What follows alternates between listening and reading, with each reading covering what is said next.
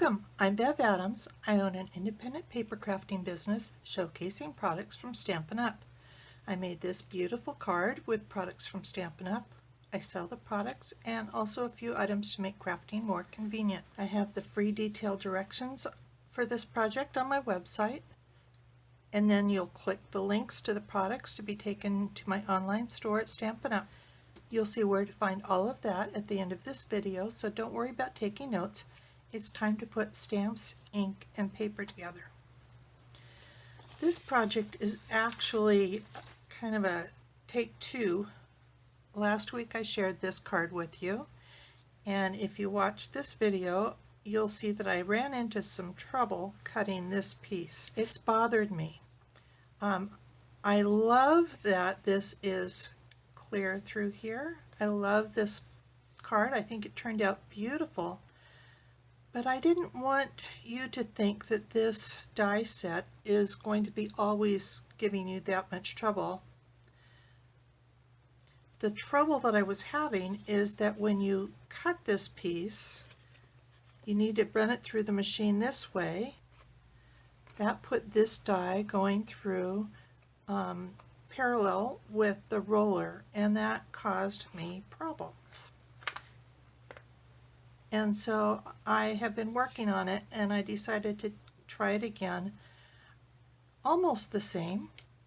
I did change up the colors a whole lot, and I used a different die here, and you'll see that I put a separate piece on here, and so it's not see-through here, but I think that it's just as pretty. But I think you'll find that this card is going to be a whole lot easier. I have to tell you, I'm so excited about the catalog that will be going live in June. I used a color combination that you'll see in the new catalog that I just love. So I am using the Ornate Borders Dies, and I am using the Ornate Layers Dies. I couldn't help myself. I just had to try out this Tasteful Textile 3D embossing folder that is in the new catalog. You cannot buy this just yet, but you could certainly use the subtle folder, or you could just not emboss it. But isn't that just so pretty? So I am using the gray granite for my card base. This piece is 5.5 by 8.5, but I'm going to cut this down again. I have a piece of Very Vanilla for the inside. This is 5.5 by 3 5/8. I have a little piece of Very Vanilla that's 1 by 3 3/8. And then I have my petal pink, and I just wanted to show you how I cut this out. So this is a piece of 8.5 by 11 cardstock. And usually I cut my cardstock at 5.5 and score it 4 1/4. But I wanted this piece to be a little bit longer than the card, so I wanted this piece to be 5 3/4. So I cut off my piece that's 4 inches wide, and that gives me these two pieces.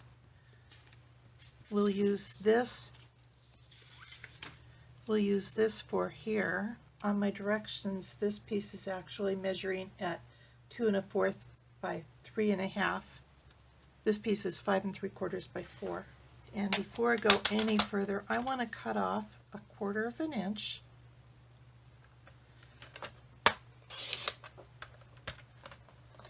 And we will use this on the inside of the card. I am also using gray granite ink and some of this beautiful petal pink organdy striped ribbon. And everything that I used on this card will be in the new annual catalog. One other cut that I wanted to do is on the card base. On the Granny Apple Green card, I used this on the edge, and I thought I would use this one for this card. So for this one, I just cut off 1/4 of an inch. This one I'm going to cut off 1/2 of an inch.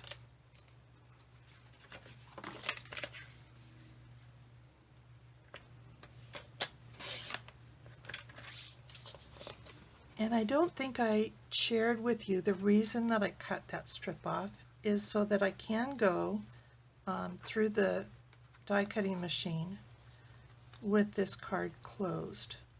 So I'll do that now. So I'm holding my die onto the card with the card closed and a little sticky note to hold it in place, and cover it up and roll it through.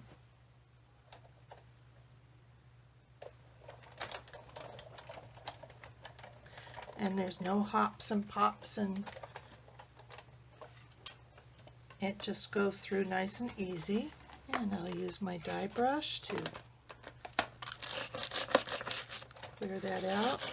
There's really not much to clear out. That's cut really nice and easy. Beautiful. For my big layer, I'm going to, remember I told you that it's got these pokies that are closer to the cutting edge. Again, this is a little bit longer than my card base, so I don't have to be quite so worried about my leaves getting cut off. I can put that right up against the edge, and this is going through the long way again, so I'll cover this up and roll it through. And again, this goes through nice and easy. I think just to be sure I'll come back the other way, but on my sample I just went through one way and it cut out really easy.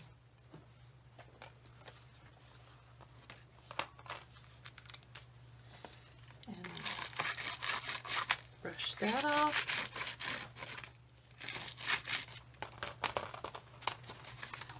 Then I'm going to cut out this piece, and I'm using this die. And again, I'm going to not go through with a straight edge going there. So if I turn it with a corner going through, I think you'll see it goes through nice and easy.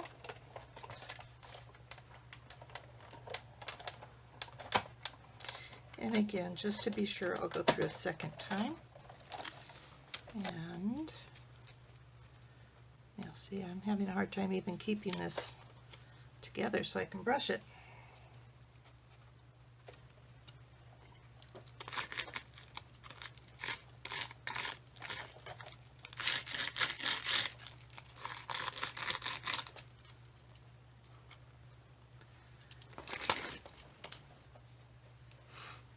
And it comes out beautiful.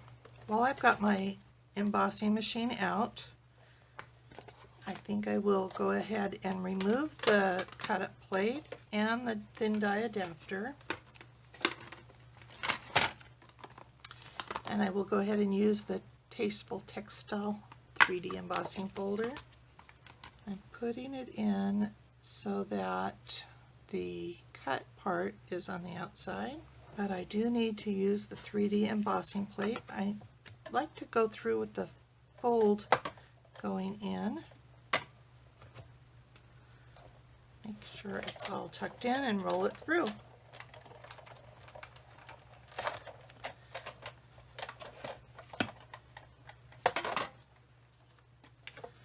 Just so pretty. So I want to trim this down. So I'm putting this so that my little leaf there doesn't get cut off.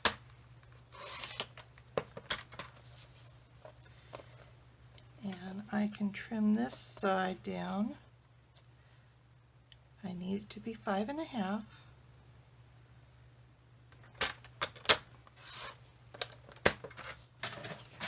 And I think giving myself that little extra bit was worthwhile.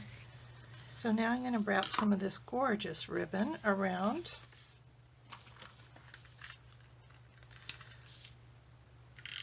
And so I like to just put some adhesive on the back side.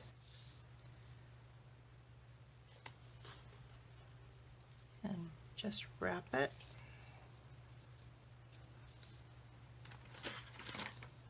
And trim it. So you can see it's about 6.5 inches. So So now I can go ahead and put this on the card, and I'm going to put this right up against the edge of the card front. And I'm going to put this piece on. Remember that this piece was a little bit longer, so I'm going to stick this on the inside piece.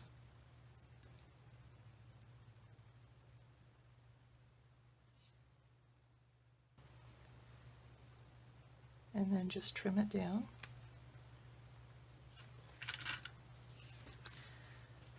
Now when you put this on the inside, you can put the strip on the top or on the bottom. Either way looks pretty. But I want to stamp it, and I'm also going to stamp that little piece for the front. So this just says thanks.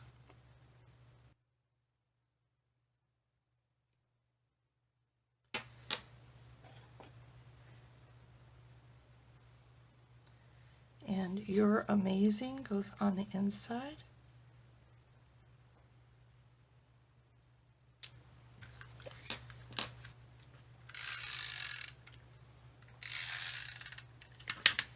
And we'll go ahead and put this on the inside. I just absolutely love this color combination.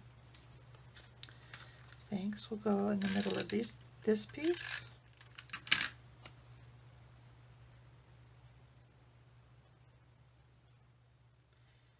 And you could certainly pop that with dimensionals.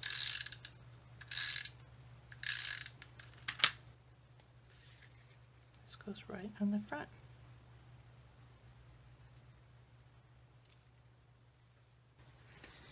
So pretty. So they say you only get one chance for a first impression. Please give this die set a second chance at making a first impression.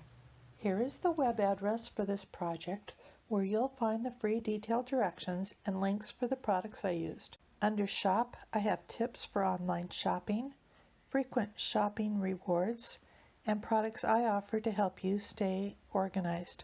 I offer a cardstock sampler, taggers to help you identify those dies with lots of similar shapes, heavy-duty bags to store 12 by 12 and 6 by 6 paper, a replacement tip for the fine tip glue pen in case yours gets clogged, and a bow maker. Share my Evernote notebook of current products for a nominal contribution. It functions as a fully searchable catalog. Inspiration takes you to all my projects. If you're new to stamping, you might want to look at the basics. You'll find how to cut card bases and layers, what's special about Stampin' Up! Stamps, and some of my favorite tools. Under Organization, you'll find catalog tabs, labels and case inserts, a practically free stamp pad storage solution, a basic toolkit, as well as a compact desktop toolbox, and lots of color charts. You can take a tour of my craft wall. More organization means more time for crafting. Come stamp with me here in Ventura County, California, or get the best deal of all and join my team of crafters. The team is called SIP Together, and it stands for Stamps, Ink, and Paper Together. The team is made of crafters who want to save money on the products they buy, share with a few friends, or grow a business like mine. Be sure to subscribe to my website and on YouTube. I'd love to hear your comments. Thank you for joining me. Talk to you soon. Bye.